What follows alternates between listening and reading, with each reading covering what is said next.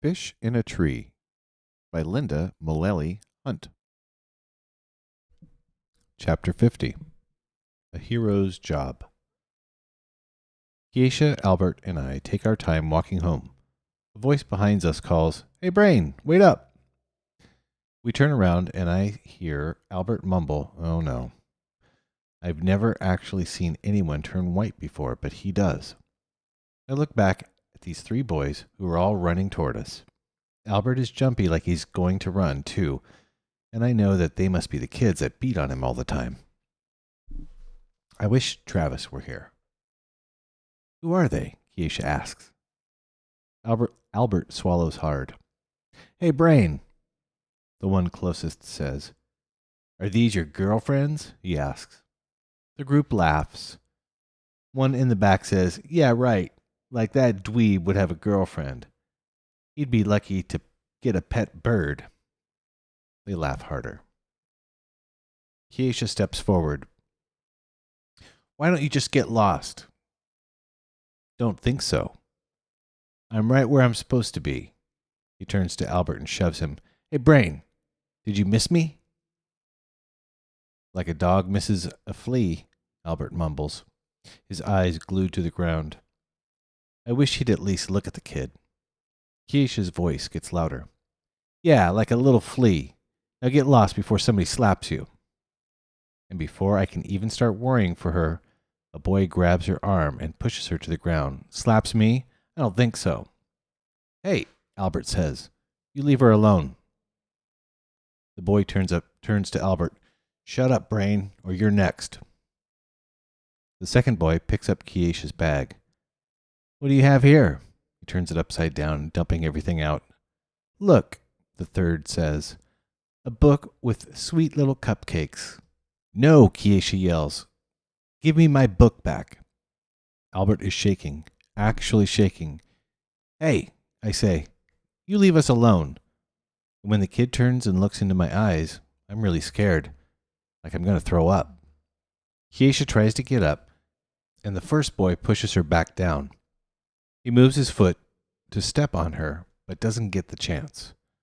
Albert, peace-loving, I will never stoop to their level, Albert, pulls the boy away from Keisha. He turns around and holds him in the front of his coat. The boy's toes barely touch the ground. "You do not touch her again," Albert says with a voice I didn't think he had. Keisha jumps up and runs over to me. She stands next to me, squeezing my arm hard. "I'm tired of you beating on me all the time," Albert says. "You have no right to treat me like that. And you don't even fight one-on-one. You gang up on people like cowards." Albert throws him down on the ground, tosses him like he doesn't weigh anything. The two other boys charge, but Albert grabs one and throws him on top of the first kid. Boy 3 runs. The first boy stands up. "You want to fight, Brain? I'll fight you." He charges Albert and hits Albert in the stomach. I've never seen Albert mad before. He hits the kid one time and the kid goes down. Through his moans, he tells his friend to get up and fight, to get Albert for him. The second boy sits up like he's thinking about it. Albert's feet are far apart and he leans forward. "Do you really think you want to do that?" The boy shakes his head. Albert takes a step toward both boys on the ground. "Don't ever touch my friends again. Ever. Or you'll answer to me." Keisha and I gather her stuff and put it back in her bag. "Come on," Albert says, looking at us before turning to walk away. We follow him. I'm surprised that Keisha is quiet for as long as she is. I feel like I'm going to cry. Thinking how Albert has come to school every day with those bruises for all this time. We always asked him what it would take for him to fight back. Turns out it was protecting us. "Albert," Keisha says, "that was amazing. And you can fight." I can't take credit for strong arms. But I say, it wasn't just your arms, Albert. You were seriously brave back there. "Yep, that's true," Keisha says. Then she laughs. "So, Albert, What got into you anyway? My dad has always said that violence is something to avoid at all costs, Albert tells us. But he also said that you never hit a girl, and so I had to weigh the two. Then he stops walking, and he's wide-eyed looking at me. It gives me a chill the way he does it. But really, he says, it just made everything hurt inside to watch them hurt you too. And I would have done anything in the universe to stop it. When we arrive at A.C. Peterson's, Keisha is still acting out what Albert had done. He never says anything, but he seems quietly happier and a bit taller. After sliding into the booth, I take out my social studies book. Seriously? You're going to do homework after that? Keisha asks. I have a lot to do. I thought Mr. Daniel said you only have to do half the questions. He did, but I want to try to do them all. I don't want to get off easy. I figured out that if I look at the first two letters and the last two letters of a word, I can sometimes figure out the rest of the sentence. This trick I've discovered made Mr. Daniels say I'm a genius. What's wrong with you? Are you serious? Keisha asks. Yeah, I know. First, I don't want to do work. Now I want to do extra. You are a mystery, that's for sure, she says. Huh, Albert says. That reminds me of our president, Teddy Roosevelt, who went on a hunting trip and found that one of his companions tied a bear to a tree for him so it would be easy to shoot. He refused to shoot a bear and set it free. In fact, that's why teddy bears are called Teddy, after that president and that day. Keisha shakes her head. Man, you've got a story for everything, Albert. I do not provide the stories. History does. You know, Albert, you kind of talk like those guys who narrate the movies at school, from the History Channel and stuff. Why, thank you, Keisha. Based on Keisha's expression, I'm not sure it was a compliment exactly. I lean forward and look at Albert. You know what else is a tremendous achievement? What? Sticking up for friends against guys that have used you as a punching bag for months. You wailed on them, didn't you, Albert? You should get a medal or something. Albert sits a bit straighter. Well, it was just one thing I did on one day. He turns to me. Not like you, Allie. Huh?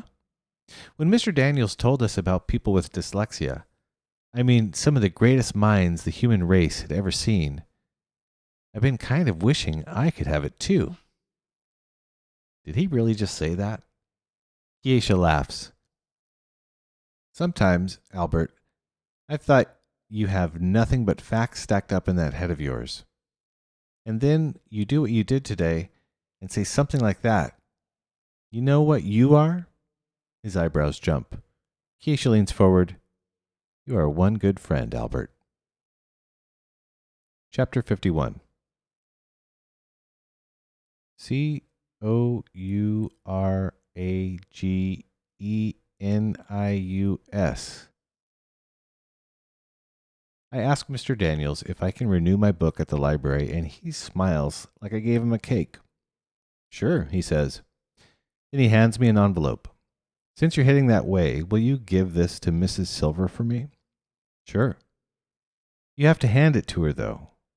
And you have to wait until she opens it and writes a response, and then return it to me, okay? I nod, thinking back to the days when a visit to the office meant trouble. I renew my book, then head to the office. Mrs. Silver is there when I walk in. She smiles. Hey there, Allie. I hold out the envelope before I start talking. I guess I want her to know right away that I'm not in trouble. I have a message from Mr. Daniels. She holds up a finger, telling me to wait 1 minute while she speaks with her daughter, and picks up the phone. I mean to listen in on their conversation, but something else catches my attention. The poster with the two hands reaching for one another. The one I was asked to read but couldn't. I walk over and stand in front of it. I stare at the outstretched fingers. Then I take a deep breath and look at the letters. I step right up to the wall and, just like Mr. Daniels taught me, use the envelope in my hand as a marker under the first line. I whisper, some things. Mrs. Silver comes and stands behind me. She puts her hands on my shoulders. I stop reading. No, Allie, keep going. I turn my head to look at her. Can you just read it to me so I can hear it all at once? Miss Silver reads, sometimes the bravest thing you can do is ask for help. C. Connors. Allie? She asks. I turn. Her voice cracks. I want you to know how sorry I am about the bumpy road we had for a while. I'm proud of all the strides you're making, all the hard work you're doing. We should have picked up on your learning differences before, but you were so bright and, well, I hope you'll give me another chance to help. I nod, looking over at that poster, and think how I should have asked for help. But at the time, it took more bravery than I had, I guess. Hey, she says, didn't you have a letter for me? Yeah. Mr. Daniels said you're supposed to read it before I leave. She opens the envelope and reads it as she walks to her desk. Then she laughs and turns towards me. Did he tell you what this says? I shake my head. It says the student delivering this note is our student of the month for hard work and good attitude. Me? I ask. Are you sure this isn't a mistake? She laughs. My brother Travis will never believe this, I tell her. But in my heart, I know he will. He'll be happy for me and mess up my hair and say, good going, Al. She writes a note for Mr. Daniels and hands it to me. I leave the office and I'm told right away to stop running by a teacher. So I do. But it's so hard not to run and jump and yell. Mr. Daniels smiles at me as soon as I turn the corner into the room and I half jump, half run over to his desk. So, you got the message? He asks. I nod. With a hand on my shoulder, he says, Attention Fantasticos! I would like to announce that our student of the month is our own Allie Nickerson. Oliver slaps his desk while others applaud, even Jessica. Shay says something I can't exactly hear, but I do hear Jessica answer her, Stop it, Shay. Albert and Keisha come over, Albert with a high five and Keisha with a hug. Wow, are you going to talk to us little people when you win your next award? If you bake for me, I joke. Wait, Albert says, will you bake for me if I win something? Keisha and I laugh while Albert says, no, I'm serious. Keisha pats him on the shoulder. Yes, Albert, I'll bake something for you. We begin collecting our things to go home. Travis is picking me up because I have to bring my project home. I get my stuff and head down to the gym to wait. Soon, Travis walks in, still wearing his clothes from the garage. The sun from outside is behind him like he's walking out of a ball of light, and all of a sudden, I feel like I'm going to cry. It makes sense. Everything does. Travis is smart in the same way that I am. I run up to him, put my project down on the floor, and throw my arms around him. Pretty happy to avoid the school bus, huh? He laughs. I'm just really happy to see you, that's all. And I hug him one more time, but tighter. His face questions me. Wait a second, I say. I'll be right back. And I turn and run before he can answer. I run because I just have to. This can't wait until tomorrow. I sprint down the hallway, ignoring someone far behind me telling me to slow down. I approach my classroom, grab the door frame, and swing into the room, out of breath. Mr. Daniels looks up from his work, surprised. Allie? I step up to the side of his desk. I reach into my pocket and pull out the worn piece of paper that says, Possible. You're still carrying that? He asks, and smiles big. Please, Mr. Daniels, I tell him. You have to help. I'll do anything. He stands. What's wrong, Allie? Please help my brother. I take a step forward. He needs to learn to read too. I think of the poster in Mrs. Silver's office. Mr. Daniels' hand reaching for mine, and mine reaching for Travis. Of course, Allie. I'm happy to help. Your brother's picking you up today, right? I nod, feeling so grateful for Mr. Daniels. I wonder if he knows that I came into the 6th grade wondering what would ever become of me. Now I have dreams I know I'll chase down. I'll set the world on fire someday, and I'll come back here and tell him so. Okay, he says. You go ahead. I'll be down in a minute to talk with him about what we can do. I run from the room, but slow, thinking, aware of every step. Eventually, I'm back in the gym, back to my big brother, who has stood by me and helped me always, who's believed in me no matter what I said.